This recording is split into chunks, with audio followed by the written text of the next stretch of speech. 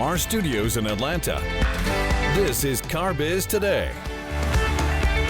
And here now, Jim Fitzpatrick. Hi everyone, I'm Jim Fitzpatrick. Thanks so much for joining me on another edition of CBT News. Today I'm so happy to have with us Mr. Zach Klempf, who is the founder and CEO of Selly Automotive. I know that you know this young man right here sitting next to me because he's been on CBT News a number of times, although it's been a while, Zach, so welcome back. So excited to be here, Jim. Yeah, good. You're like crisscrossing the globe now, right, with your company. That's right. You know, we recently opened an office in Manila, and I'm doing conferences as well across the U.S., so a lot of sky miles. Oh, I bet. So you also have your hand on kind of the pulse of the retail automotive industry. Let's talk a little bit about some of the disruptors that are out there today that we see. You know, the Carvana is getting a lot of play, Right. gotten a lot of press. There's people that love them and say that's going to be the future of the auto industry. We need, as dealers, to jump on board. And then there's others that say, well, they're losing money and they're probably, give them another 3 years, they'll be done, Right. Well, what's your take on that? Well, whenever I go to a dealer conference, dealers are always asking me about Carvana. How are they still in business and they're not profitable? So Carvana, they went public in 2017 and they've never turned a profit. Right. And last quarter, Q2, they had a $64 million loss. Mm-hmm. But what a lot of dealers don't realize is fundamentally, they're being judged just like a tech company, a high growth tech company. Sure. So the profitability isn't important when you're growing over 100% year over year. Sure. And when you look at Carvana's market cap, they have a $12 billion market cap, which is basically more than Asbury, Penske, and Lithia combined. Wow. And then CarMax, they have a $14 billion market cap. So they're catching up to, the largest used car dealer, which is CarMax. That's right. And only haven't been in business really all that long, really, when you think about it. That's right. And there are also other players coming up, like Shift, for instance, and Vroom. When you look at Shift, Carvana, and Vroom collectively, they raised over $1.6 billion in venture capital. And those two companies will eventually have IPOs, and there's going to be even more competition, for publicly traded, used car dealers, if you will. Right. And then you have companies like Penske. They have their own used car stores as well. Okay. So their value prop is going to be less differentiated. They're kind of a first mover advantage, first to go public, first to really scale online car buying. But they're going to have a lot of close followers. Yeah, that's for sure. And what can be learned if I'm a new car dealer from your perspective? What can I learn from a Carvana? So what I would suggest is a new car dealer should go to their website and kind of mystery shop Carvana. One thing they do a great job with is their vehicle display pages. So if you look at the really professional photos they have, you could do a 360 view of the exterior, interior. It will show you, it doesn't have satellite radio. You need to add that. And it gives consumers enough comfort where they're willing to buy these vehicles sight unseen directly online. So dealers could definitely take notes from the VDP. And another thing Carvana has done really well is brand awareness. They have their vending machines popping up in all sorts of different markets, and it gets consumers' attention, and they have Super Bowl commercials, and they're doing a great job building their marketing awareness with customers. That's right. And it's interesting, I haven't seen one ad yet. They sell used cars. I haven't seen one ad yet with a price in it or a payment. And that's when you think about traditional car dealers, when they put themselves out there, 10% of the ad, or I should say 10 seconds of the 30-second ad is about themselves, their family, their brand, how long they've been around in the marketplace, and the rest is all product and price.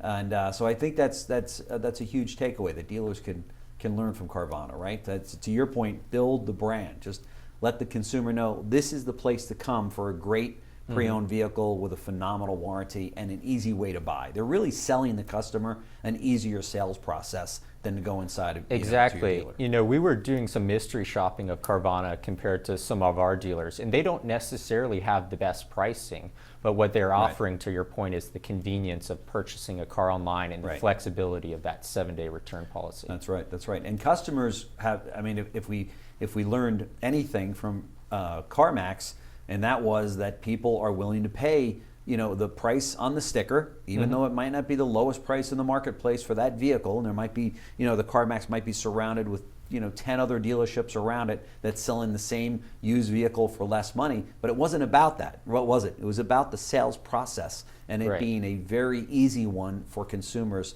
to deal with, right?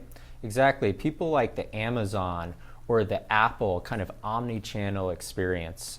And with Carvana, they're competitive against dealerships, but dealerships could also be competitive through their own e-commerce like tools. There are a lot of digital retail products that new car dealers could add to their websites, give that experience of that online checkout, and also have the advantage when the consumer comes into the dealership and they see, hey, I wanted that BMW 430i, but I see that M Sport package. That's right. I want to consider that, and That's they right. could flip on a new vehicle. Yeah, and so many times we see that as consumers that will come in and they're dead set on this one particular car, Exactly. and probably 80% of the time they end up landing on a different car, right? Exactly. That's very common. Oftentimes a car online will look a little different Yeah. than when you see it in person and that's a good touch it, point. feel it, and drive it. That's right. So let's talk about some of the other disruptors that Yeah. are out there, subscription models and shared mobility and all of that that's taking place. It Right. makes some dealers nervous, and then other dealers say, it's a fad, it's nothing to really worry about. We've had other things like this come along the pike, and they're Yeah, down the so road. Cadillac, they shut down their book service, but Porsche, they're actually expanding their subscription service. And Cox Automotive actually acquired a company called Clutch, Right. which gives a dealership the ability to manage their own subscription service through Right. their platform. So it's actually something that a dealership can leverage, a subscription model, with their pre-owned inventory, and Sure. give the option of flipping. And then the OEMs like Porsche, they're going to have their own subscription services. Right. And then you also have Fair, that's raised over $1 billion in equity and debt. Yeah. And they're selling used cars on a subscription basis, but they're actually partnering with dealerships, so it's not a competitive threat. Yeah. And then, of course, machine learning and AI, that seems to be Huge all the buzz, buzzword, all and the especially buzz. in the software world. Yeah. And unfortunately today, AI cannot replace your salesperson. Right. It's still in Damn the it. infancy, but there's there's a lot of blue sky with AI Yeah. technology. Google's been at the forefront of that, and they're able to have an AI system that could actually schedule an appointment, for instance, for a hair salon. Yeah. So they're making strides in the right direction, but it's not going to be able to replace the salesperson. Yeah, that's right. That's right. Thank God for that, right? I mean, Right. it's the sales department and the salespeople in this industry that build all those beautiful dealerships, isn't it? I mean, that's what it's all about. But with machine learning, a lot of companies are leveraging that, for instance, with pricing of inventory management. So Right. that's a lot more mature than artificial intelligence at this point. Yeah, that's for sure. Yep. So Gen Z as influencers and brand ambassadors, talk to us about that. Yeah, so Gen Z is pretty interesting. They've experienced the millennials going through student debt, the Great Recession. Right. And they actually want to purchase cars. And they want to support companies that have a social mission, which is different than previous generations. Yeah. And they're also very tech enabled. They've been using Snapchat, Instagram.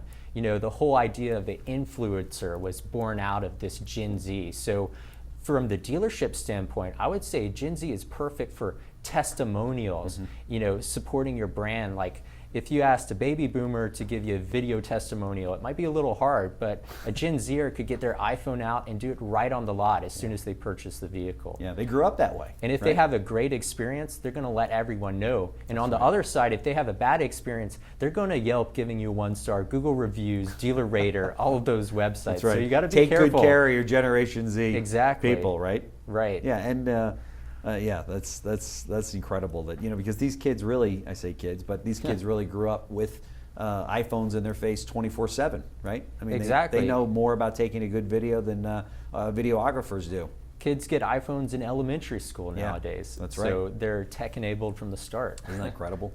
Yeah. I wish I had one in elementary school.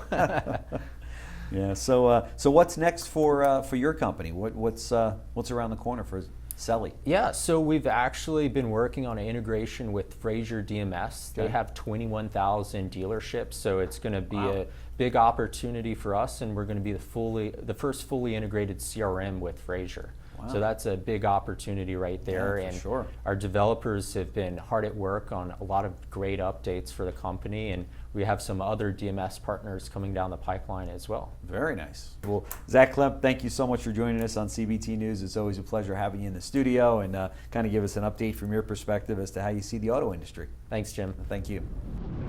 Today's CBT tip of the day is brought to you by Assertus. I'm going to talk to you about a 30-day challenge of what I call the Power of 3 method.